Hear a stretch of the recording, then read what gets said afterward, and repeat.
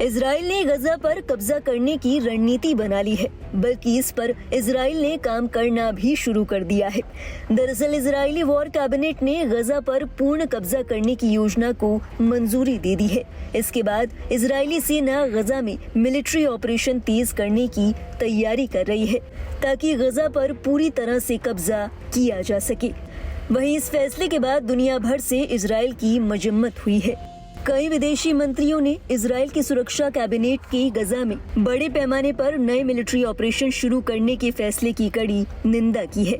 इन मंत्रियों ने एक साझा बयान में कहा कि इजराइल की सरकार की ऐलान की गई योजनाएं अंतर्राष्ट्रीय मानवाधिकार कानून का उल्लंघन कर सकती हैं। इसके साथ ही अब अरब देश जो अपने आप हर बार किनारा कर लेते हैं, इस बार खुलकर सामने आए हैं। रूसी राष्ट्रपति व्लादिमीर पुतिन के अमीरात के राष्ट्रपति शेख मोहम्मद बिन जायद के साथ बैठक के बाद अरब देशों ने इजराइल के गजा प्लान को लेकर कड़ी आपत्ति जताई।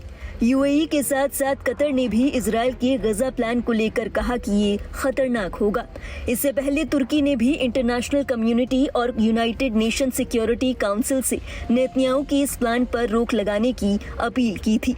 Aim right, achieve big. At KR Mangalam University, we provide you the platform to turn your dreams into reality. At KR Mangalam University. तुर्की की फॉरेन मिनिस्ट्री ने कहा था कि इजराइल को बर्बादी की अपनी ख्वाहिश पर तुरंत रोक लगानी चाहिए और गजा में युद्ध विराम पर सहमत होना चाहिए। दरअसल इजराइल की सुरक्षा कैबिनेट ने गजा सिटी पर कंट्रोल करने की योजना को मंजूरी दे दी है। ये कदम पहले से ही तबाह फिलिस्तीनी इलाके में सैन्य कार्रवाई को और तेज कर देगा। इजराइल का दावा है कि उसने 75% गजा पर कब्जा कर लिया है और अभी बाकी हिस्से पर भी कब्जा करने का प्लान है। करीब 2 साल से जारी जंग को लेकर देश और विदेश में आलोचनाएं तेज हो गई है।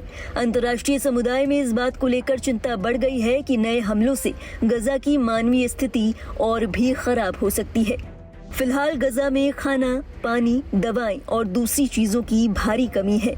मिलिट्री ऑपरेशन तेज होने से समस्या में और इजाफा हो सकता है। बता दें, इजराइल ने गजा पर कब्जा करने का प्लान तैयार कर लिया है। हालांकि कई देशों ने इजराइल के इस प्लान का विरोध किया है और वो नेतन्याहू से इस बात को लेकर काफी नाराज भी है। ये देश सीधे तौर पर इजराइल की इस कार्रवाई का विरोध कर रहे हैं। ऐसे में देखना होगा कि इजराइल इस विरोध पर कोई जवाब देता है या नहीं।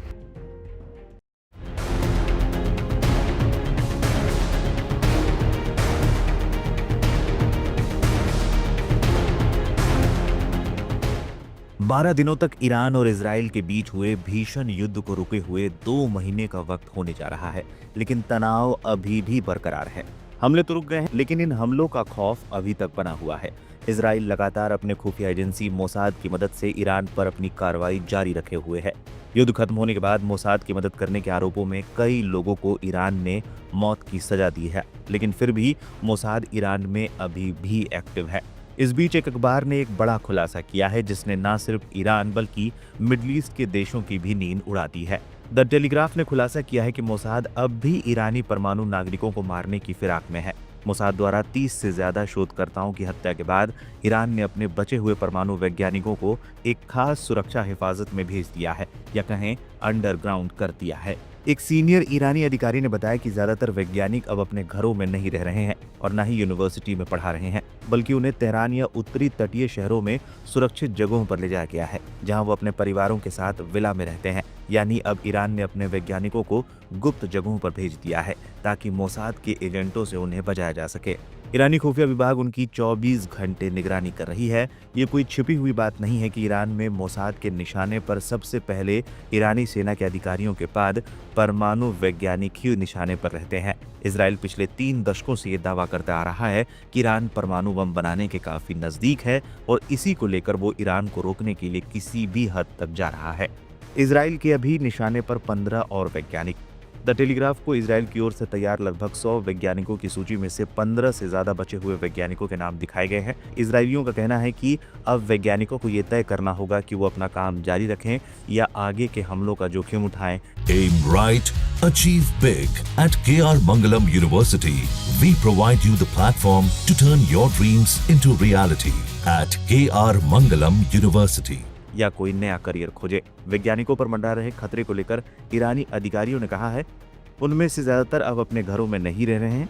उन्हें या तो तेहरान या उत्तर में सुरक्षित घरों पर ले जाया गया है। जो लोग विश्वविद्यालयों में पढ़ा रहे हैं, उनकी जगह ऐसे लोगों को रखा जा रहा है जिनका परमाणु कार्यक्रम से कोई संबंध नहीं है। भले ही ईरान और इजराइल के बीच जून में सीजफायर हो गया हो, लेकिन ये युद्ध किसी भी समय वापस छिड़ सकता है। कई ईरानी नेताओं का कहना है कि उन्हें इजराइल के सीजफायर पर भरोसा नहीं है और वो जंग के लिए तैयार हैं। वहीं इजराइल और अमेरिका दोनों धमकी दे रहे हैं कि अगर ईरान ने अपना न्यूक्लियर प्रोग्राम नहीं रोका तो फिर से उसे हमले का सामना करना पड़ सकता है। जानकारों का भी मानना है कि युद्ध का खतरा लगातार मंडरा रहा है, लेकिन क्या इजराइल एक बार फिर ईरान के साथ बड़े पैमाने पर युद्ध के लिए इतनी जल्दी तैयार है? इसको लेकर अलग अलग राय है। कई जानकारों का मानना है कि इजराइल का पूरा ध्यान अभी गाजा में लगा हुआ है और उस पर पूर्ण कब्जे की वो तैयारी कर रहा है। साथ ही ईरान के साथ युद्ध में इजराइल का एयर डिफेंस सिस्टम पूरी तरह से खाली हो गया था। उसे रिस्टॉक करने के बाद ही इजराइल युद्ध के बारे में सोच सकता है। कई जानकारों का मानना है कि इसमें कम से कम 1 साल का वक्त लग सकता है।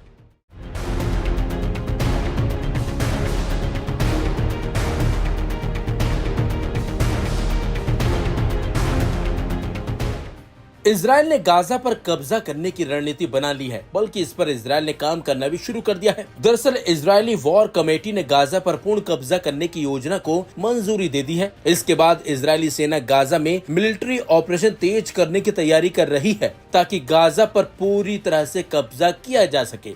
वहीं इस फैसले के बाद गाजा वासियों में खौफ का माहौल है। हालांकि गाजा के लोग अभी भी अपनी जमीन को छोड़कर कहीं और जाने को तैयार बिल्कुल भी नहीं हैं। अल जजीरा मीडिया से एक फिलिस्तीनी व्यक्ति ने बात करते हुए कहा कि उसे मौत स्वीकार है, लेकिन विस्थापन नहीं। दरअसल इजरायली प्रधानमंत्री बेंजामिन नेतन्याहू ने अपनी योजना की घोषणा की है। इस घोषणा के मुताबिक इजरायली सेना गाजा पर पूरी तरह कब्जा करेगी और गाजा से हमास को खत्म कर देगी। अल जजीरा मीडिया से गाजावासी अहमद हिर्ज ने बात करते हुए कहा कि अल्लाह की कसम, गाजा पर इजरायली हमले के बाद से मैंने लगभग 100 बार मौत का सामना किया है और इस दौरान लगभग 8 बार अपने परिवार के साथ विस्थापित हुआ हूं। इसलिए मेरे लिए गाजा में ही मरना बेहतर होगा। हम गाजावासियों ने हर तरीके की यातनाएं, मुश्किलें और खराब परिस्थितियों को झेला है और गाजावासियों का आखिरी फैसला यही है कि वे गाजा में ही मरेंगे।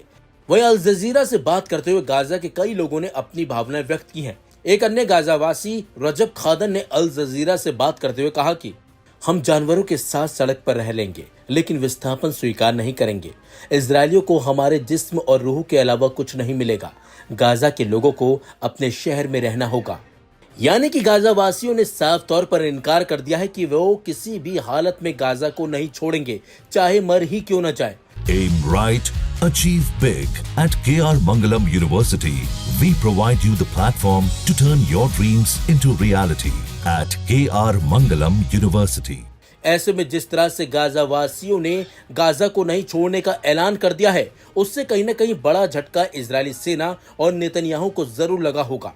आपको बता दें, इजराइल ने गाजा पर कब्जा करने का पूरा प्लान तैयार कर लिया है। हालांकि कई देशों ने इजराइल के इस प्लान का विरोध किया है और वो नेतन्याहू से इस बात को लेकर काफी नाराज भी हैं और तो और वो सीधे तौर पर इजराइल की इस कार्रवाई का विरोध भी कर रहे हैं। अब ऐसे में देखना होगा कि इजराइल इस विरोध पर कोई जवाब देता है या फिर नहीं। लेकिन जिस तरीके से गाजा वासियों ने इजराइल के मंसूबों पर पानी फेर दिया है, उससे साफ है कि नेतन्याहू को बड़ा झटका अब आगे भी लगने वाला है।